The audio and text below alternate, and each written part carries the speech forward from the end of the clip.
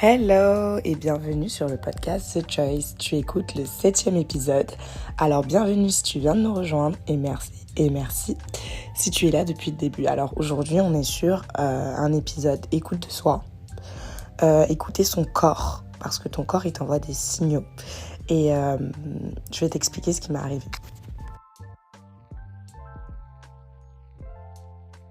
Donc si t'aimes le podcast, si t'as envie de le soutenir, je t'invite à t'abonner ou à laisser une note de 5 étoiles via Apple Podcast ou sinon à laisser un petit commentaire. Et sinon, tu peux me suivre sur mes réseaux sociaux comme Instagram et Thread sous le nom de Virtual Assistante.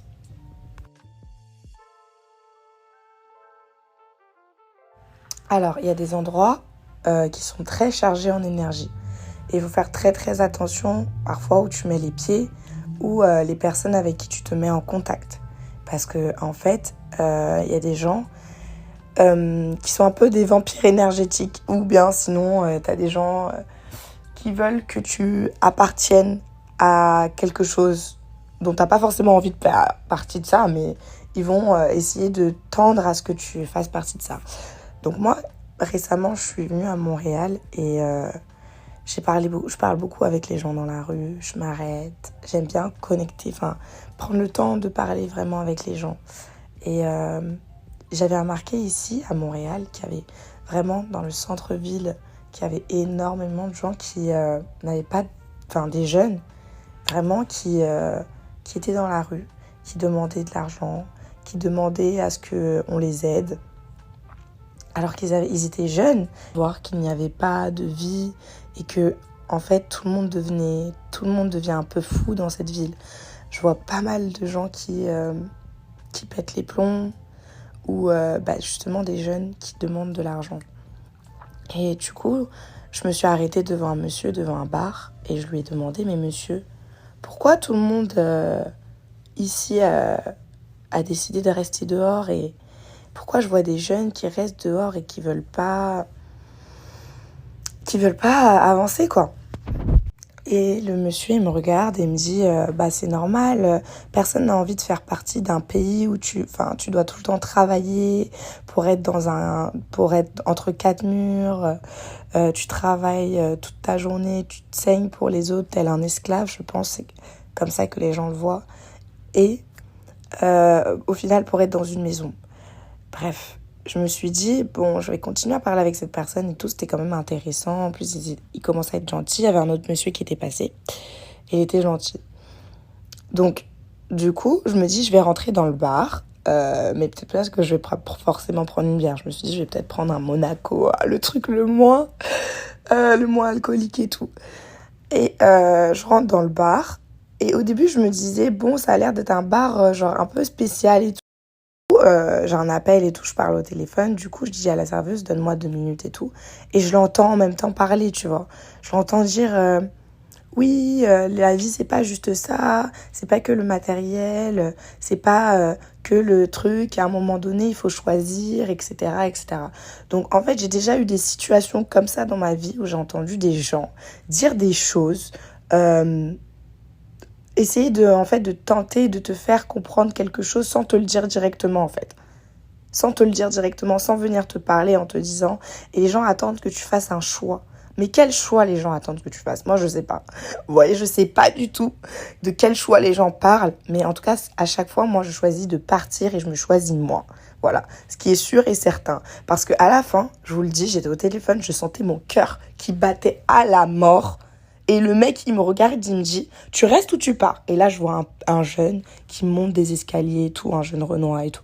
Je suis en mode, mais qu'est-ce qui se passe ici, tu vois? Genre, dans mon cœur, genre vraiment, genre j'avais de l'angoisse. Et donc, du coup, j'ai décidé de partir. J'ai dit au monsieur au revoir, merci. Et je suis partie. Et vraiment, ça m'a pris au moins 1 heure de me remettre de mes esprits, en fait.